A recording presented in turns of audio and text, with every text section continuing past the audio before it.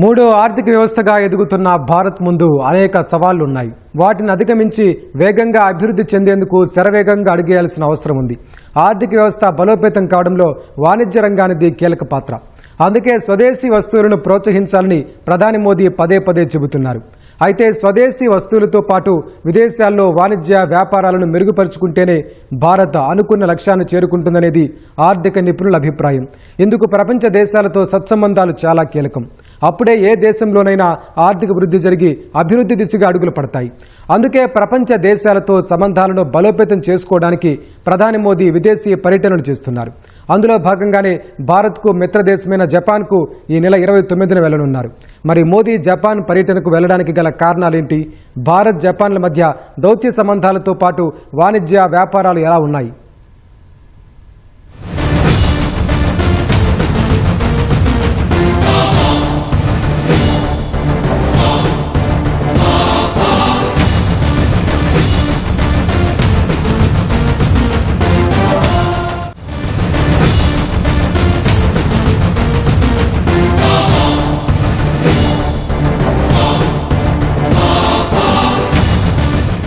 శత్రువులు ఉన్నా పర్లేదు, కానీ మిత్రులను దూరం చేసుకోవడం అంత మంచిది కాదనే నానుడి ఉంది. ఈ విషయం భారత్కు కూడా తెలుసు. అందుకే ప్రపంచ దేశాలతో ఎప్పటికప్పుడు దౌత్య సంబంధాలు మెరుగుపరుచుకునే దిశగా అడుగులేస్తోంది. ప్రధాని మోదీ ప్రధాని బాధ్యతలు చేపట్టిన నాటి నుంచి అనేక విదేశీ పర్యటనలు చేసి అక్కడి దేశాధినేతలతో భేటీ అయ్యారు. ఇరు దేశాల దౌత్య సంబంధాల బలోపేతంపై చర్చించారు. అంతేకాదు, ఇప్పటి వరకు భారత్ సత్సంబంధాలు కలిగిన దేశాలతోనూ మరింత సంఖ్యగా ఉండేందుకు ప్రణాళికలు రూపొందిస్తూ ముందుకెళ్తున్నారు.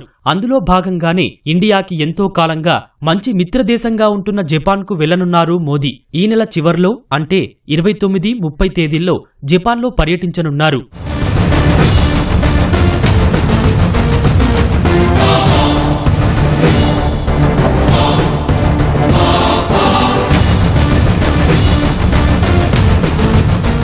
భారత్ జపాన్ 15వ వార్షికోత్సవ సదస్సులో పాల్గొనడానికి రావాలన్న జపాన్ ప్రధానమంత్రి షిగేరు ఇషిదా ఆహ్వానం మేరకు భారత ప్రధాని మోదీ 2 రోజుల పాటు ఆ దేశంలో పర్యటించనున్నారు.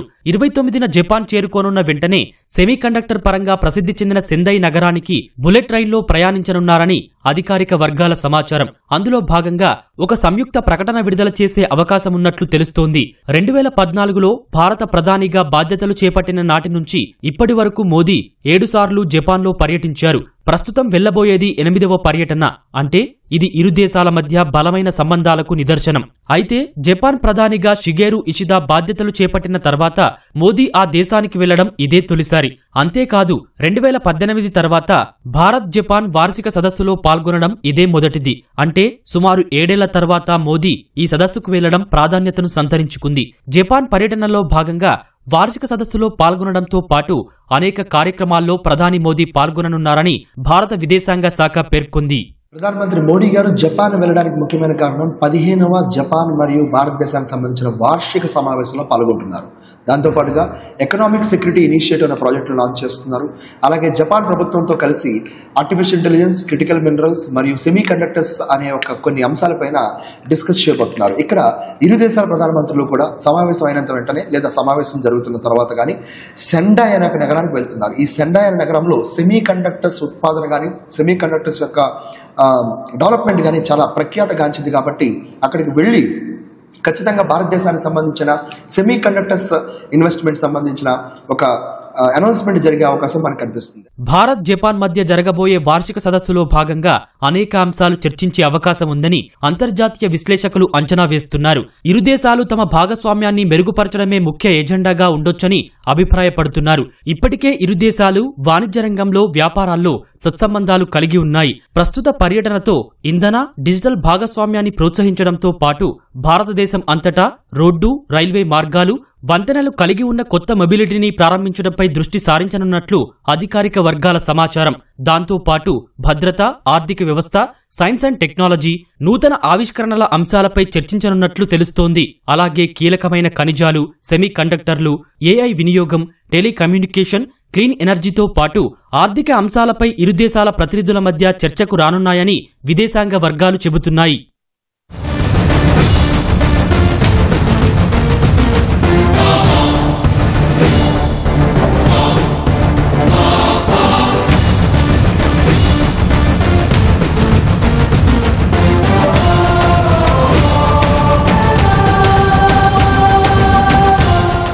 భారత్ జపాన్లు 2008 joint declaration on security cooperation ను అప్గ్రేడ్ చేయడంతో పాటు ఆర్థిక భద్రత, పెట్టుబడుల లక్ష్యాన్ని 7 నుంచి 10 ట్రిలియన్ యేన్లకి పెంచడానికి సిద్ధంగా ఉన్నాయని విదేశాంగ వర్గాల సమాచారం. అలాగే రెండు దేశాల మధ్య రక్షణ, భద్రత, వాణిజ్యం, ఆర్థికం, సాంకేతికత, ఆవిష్కరణలతో పాటు ప్రత్యేక వ్యూహాత్మక ప్రపంచ భాగస్వామ్యం గురించి ఇరు దేశాల ప్రధానులు సమీక్షించే అవకాశముంది. దాంతో పాటు ప్రాంతీయ, ప్రపంచ ప్రాముఖ్యత సమస్యల గురించి చర్చించే అవకాశముంది. అయితే ఈ రెండు దేశాల మధ్య ఉన్న దీర్ఘకాల స్నేహం మోదీ పర్యటనతో ప్రత్యేక రూపాన్ని సంతరించుకోనుందని నిపుణులు అభిప్రాయపడుతున్నారు. అలాగే ప్రాంతీయ రక్షణ రంగాల్లో ఉండాల్సినటువంటి అవసరాలు, ప్రపంచ స్థాయిలో ఉండాల్సినటువంటి రక్షణ రంగాల్లో ఉండాల్సిన అవసరాలు, వీటన్నిటిపైన క్షుణ్ణంగా ఇరువురు చర్చలు జరిపే అవకాశాలు మెండుగా ఉన్నాయనేది తెలిసిన విషయం.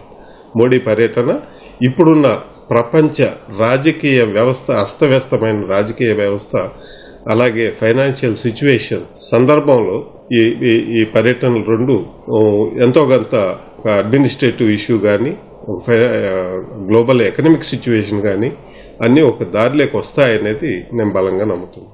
భారత్ జపాన్ల మధ్య బలమైన దౌత్య సంబంధాలు ఉండడానికి ప్రధాన కారణం ఇరు దేశాల మధ్య వాణిజ్య వ్యాపార సంబంధాలు. దేశవ్యాప్తంగా చూస్తే జపాన్కు చెందిన వస్తువులు, మొబైల్స్, ఎలక్ట్రానిక్స్, గ్యాడ్జెట్స్ తో పాటు జపాన్కు చెందిన వాహనాలను ఎక్కువగా వినియోగిస్తున్నారు. అంతేకాదు ఏటేటా భారత్లో జపాన్ పెట్టుబడులు పెరుగుతూ ఉన్నాయి. చైనా +1 వ్యూహంలో భాగంగా భారత్ను కీలక కేంద్రంగా మార్చుకునేందుకు జపాన్ కంపెనీలు ఎదురుచూస్తున్నాయి. ప్రజలు నాణ్యత లేని చైనా వస్తువులపై ఆధారపడటాన్ని తగ్గించేందుకు జపాన్ కంపెనీల తయారీ, సరఫరా వ్యవస్థలను భారత్కు మార్చడమే వ్యూహమని డెలాయిట్ నిపుణులు చెబుతున్నారు. దీని ద్వారా ఇరు దేశాలకు లాభం చేకూరుతుందని అంచనా వేస్తున్నారు. ఈ రెండు దేశాల మధ్య 8 సార్లు ఒక ప్రధానమంత్రి వెళ్ళాడంటే ఈ రెండు దేశాల మధ్య ఉన్న హై ప్రయారిటీని తెలుపుతుంది ఈ యొక్క పర్యటన సమావేశము. అదేవిధంగా ఈ పర్యటన యొక్క ముఖ్య ఉద్దేశము special strategy and global partnership. ఆ జపాన్తో ఉన్నటువంటి ప్రత్యేక మరియు భౌగోళిక భాగస్వామ్యం గురించి ఈ చర్చలు జరిగే అవకాశాలు పుష్కలంగా ఉన్నాయి. అదేవిధంగా రానున్న 10 ఏళ్లలో జపాన్ 7 నుంచి 10 ట్రిలియన్ యేన్ల అంటే దాదాపు $68 బిలియన్ పెట్టుబడులు పెట్టనుంది.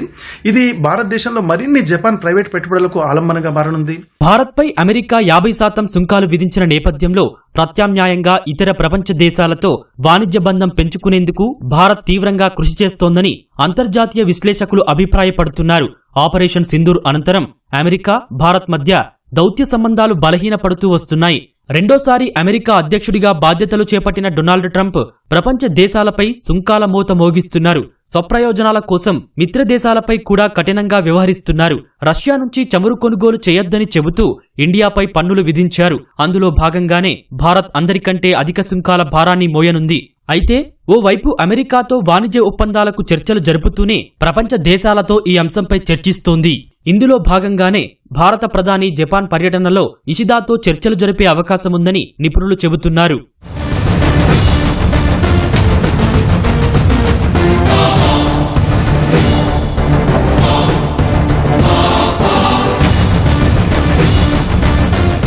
జపాన్ పర్యటన అనంతరమే ప్రధాని మోదీ చైనాకు వెళ్లనుండటం మరో ప్రాధాన్యతను సంతరించుకుంది. తియాన్జిన్ వేదికగా ఆగస్టు 31, సెప్టెంబర్ 1 తేదీల్లో జరగనున్న షాంఘై సహకార సదస్సులో మోదీ పాల్గొననున్నారు. 7 ఏళ్ల తర్వాత మోదీ డ్రాగన్ దేశానికి వెళ్లడం గమనార్హం. చివరిసారిగా 2018లో చైనాలో పర్యటించారు. అనంతరం చైనా అధ్యక్షుడు షీ జిన్పింగ్ 2019లో భారత్లో పర్యటించారు. ఆ తర్వాత 2020లో లదాఖ్ సరిహద్దులో భారత్ చైనా సైనికుల మధ్య ఘర్షణతో ఇరు దేశాల మధ్య దౌత్య సంబంధాలు పూర్తిగా దెబ్బతిన్నాయి. వీటిని పునరుద్ధరించేందుకు సైనిక, దౌత్యాధికారుల మధ్య అనేక దఫాల్లో చర్చలు జరుగుతున్నాయి. ఈ క్రమంలోనే గతేడాది రష్యాలో జరిగిన బ్రిక్స్ శిఖరాగ్ర సదస్సులో చైనా అధ్యక్షుడితో ప్రధాని మోదీ భేటీ అయ్యారు. ప్రస్తుత పర్యటనలో రష్యా అధ్యక్షుడు పుతిన్, చైనా అధ్యక్షుడు షీ జిన్పింగ్లతో మోదీ ప్రత్యేకంగా భేటీ అయ్యే అవకాశమున్నట్లు తెలుస్తోంది.